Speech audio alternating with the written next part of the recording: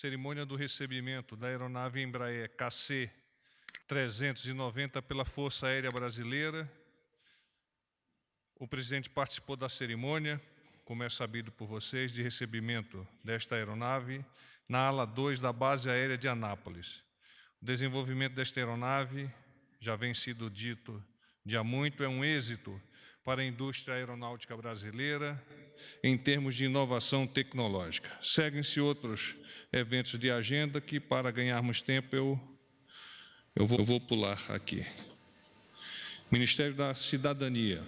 O programa Criança Feliz, coordenado pelo Ministério da Cidadania, visa promover o desenvolvimento adequado na primeira infância, integrando ações nas áreas de saúde, assistência social, educação, justiça, cultura e direitos humanos.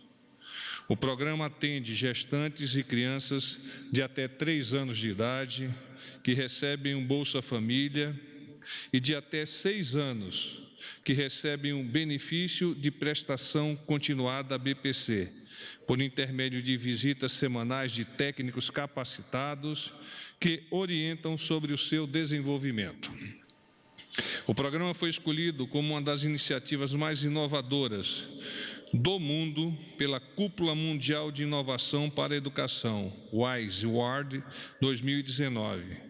Este ano, a WISE recebeu 481 inscrições, sendo 15 finalistas. Ao todo, 6 projetos foram premiados.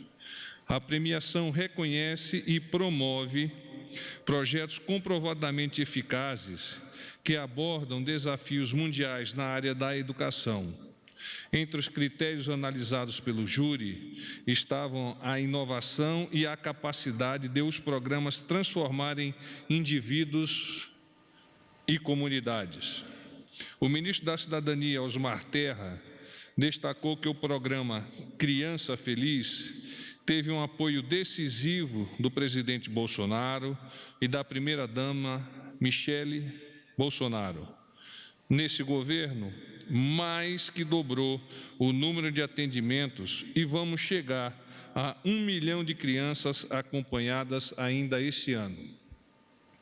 O programa está presente em 2.620 municípios e já atendeu, até o momento, mais de 630 mil crianças e 120 mil gestantes.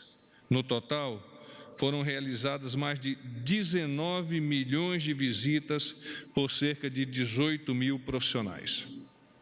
A premiação será realizada durante a reunião da Cúpula Mundial de Inovação para a Educação, entre 19 e 21 de novembro, em Doha, no Catar.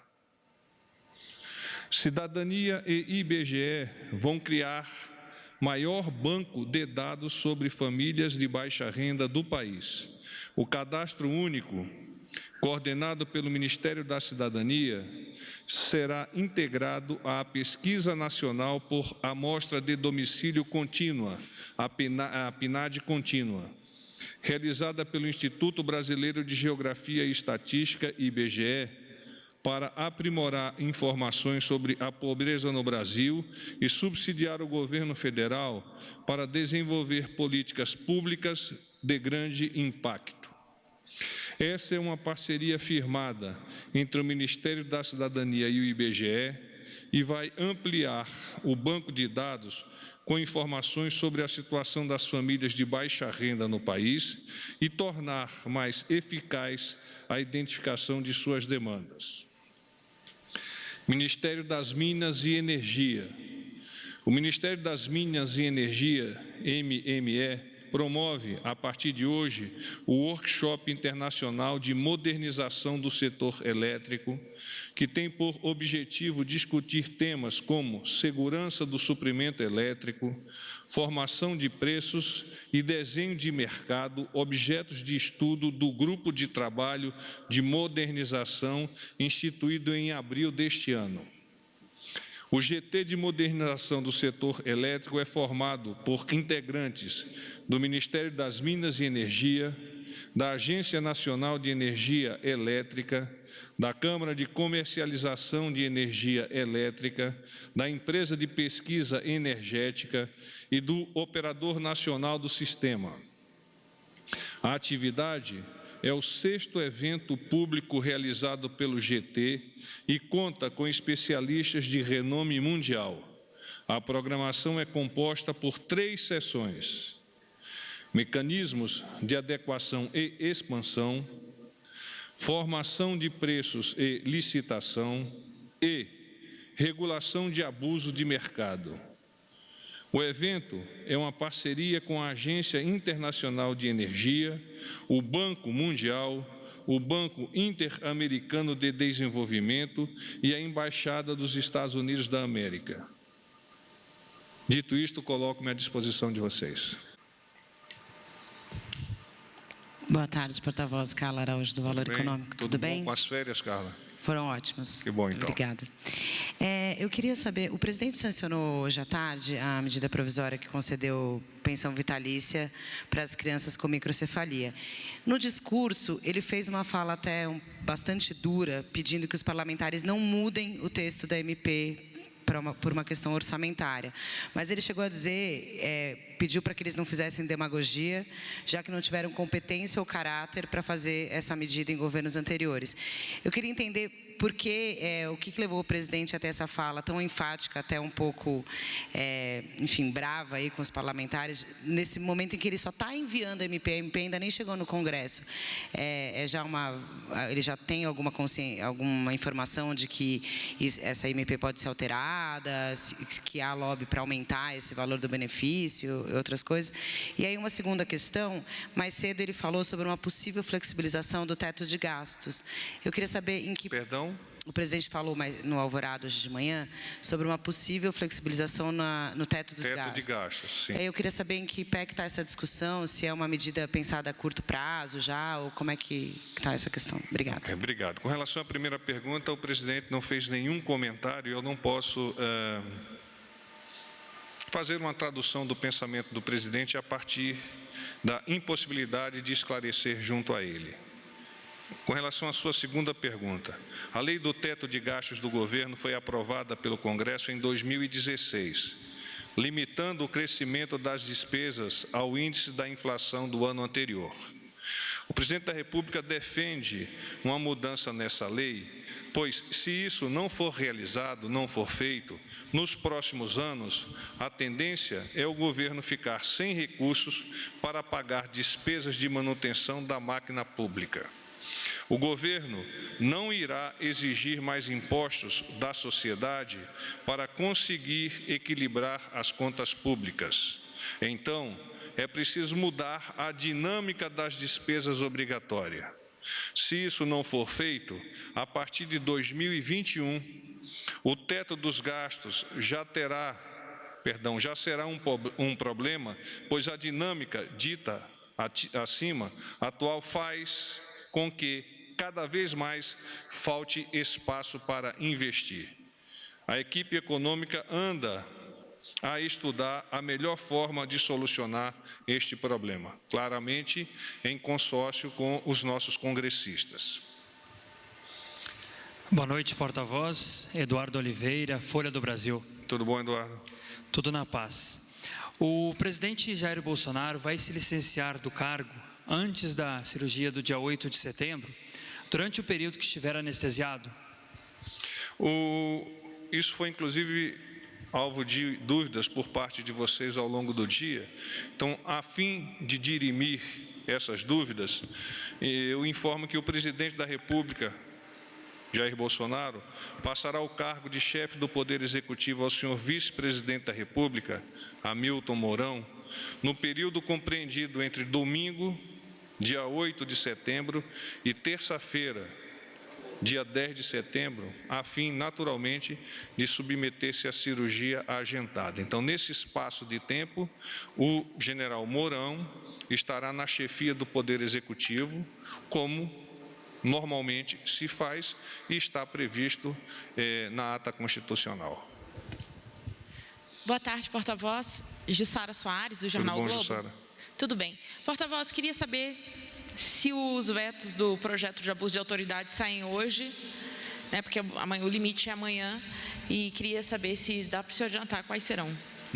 Não posso adiantar e tampouco posso dizer-te que vai sair hoje. Então, Ontem o presidente deu indicação, mas naturalmente as dinâmicas com relação ao veto ainda estão a vicejar e ele está, como você bem sabe, dentro do prazo de apresentação da sua posição. tá. O presidente hoje ele reagiu de forma bastante dura a uma declaração da alta comissária dos direitos humanos da ONU, a Michelle Bachelet. Em meio a uma tentativa aí, um esforço do Brasil de recuperar a imagem após essa crise envolvendo a Amazônia, essas declarações do presidente não podem atrapalhar essa tentativa de recuperar a imagem fora do país?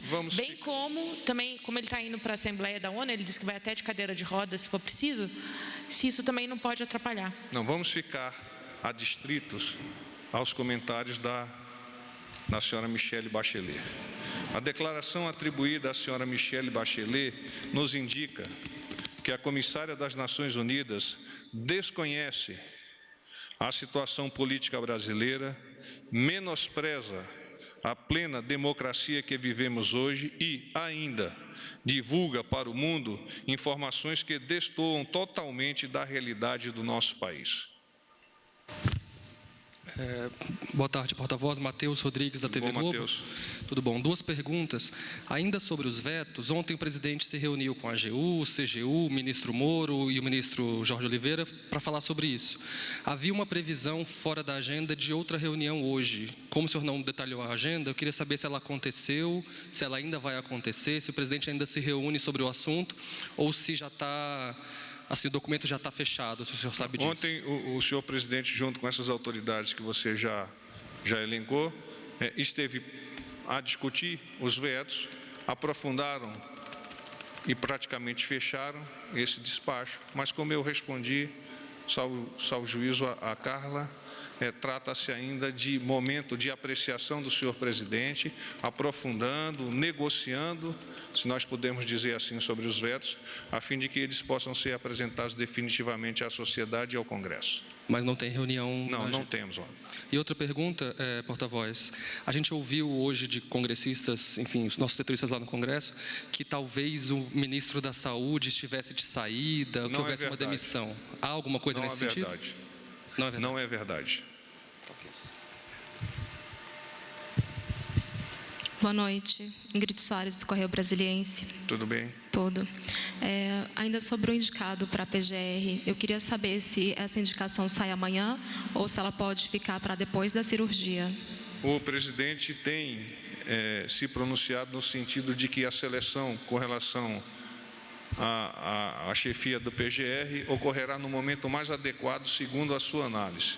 Ele vem aprofundando os seus estudos, já escutou diversos candidatos a esse posto, mas nós temos que compreender a importância desta seleção, desta escolha para o bem do país, para o bem da nossa sociedade e para o bem dos três poderes. Porta-voz, boa noite. Ricardo Della Coleta, da Folha de São Paulo. Eu queria voltar à pergunta do teto dos gastos para entender, quando houve a tramitação do teto dos gastos na Câmara dos Deputados, o então deputado Jair Bolsonaro votou a favor do teto dos gastos, impondo essa medida.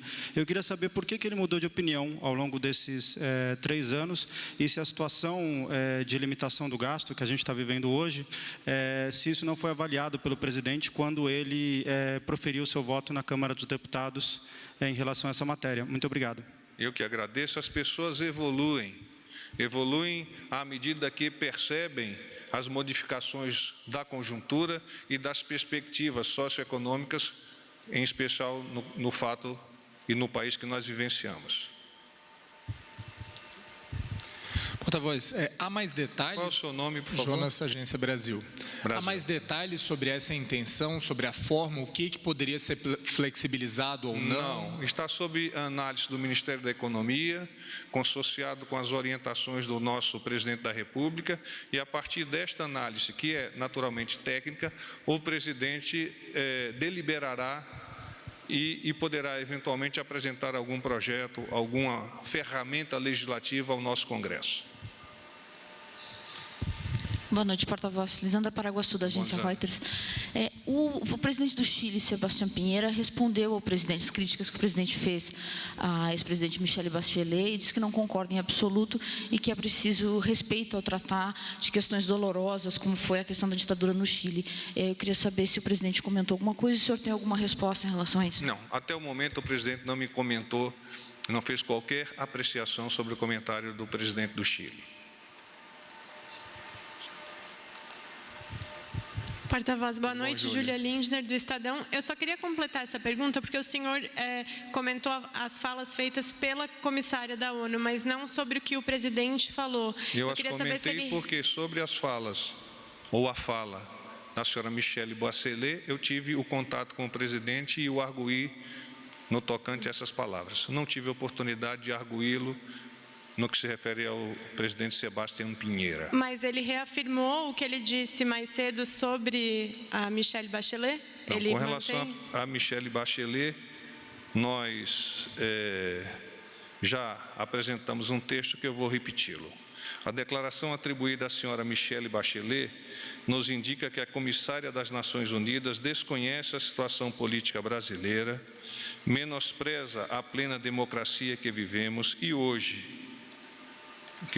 hoje e ainda divulga para o mundo informações que destoam totalmente da realidade do nosso país. E sobre o pai dela, ele mantém esse posicionamento em relação a que foi necessário derrotar pessoas como o pai dela? O posicionamento do senhor presidente neste momento é este texto que eu acabei de ler. Obrigada.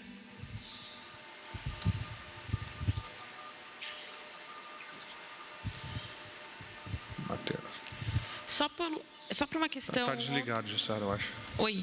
Pronto. Só para uma... Ontem a gente tinha perguntado se o presidente vai fazer um pronunciamento em cadeia de rádio e TV no 7 de setembro e qual deve ser o conteúdo dessa mensagem. No plano de mídia, ainda não foi apresentado esta possibilidade. Eu arguí agora a chefia de gabinete, acho até que foi você que fez a pergunta, não sei. Arguí e ainda não obtive a resposta. Então, assim que a tenha, eu a devolverei a vocês. Então, no momento, ainda não há a confirmação disso. Obrigada. Desculpa, só uma dúvida ainda sobre a agenda. O presidente foi agora há pouco ao Ministério da Economia, não estava prevista essa ida. Foi uma agenda reservada, eu consultei as assessorias e não obtive a informação sobre o que exatamente foi tratado lá. Se por acaso houver a permissão de abrir a agenda para vocês, nós faremos chegar a tempo de vocês fecharem as suas matérias. Ok, obrigado. Mais alguma? Paz e bem.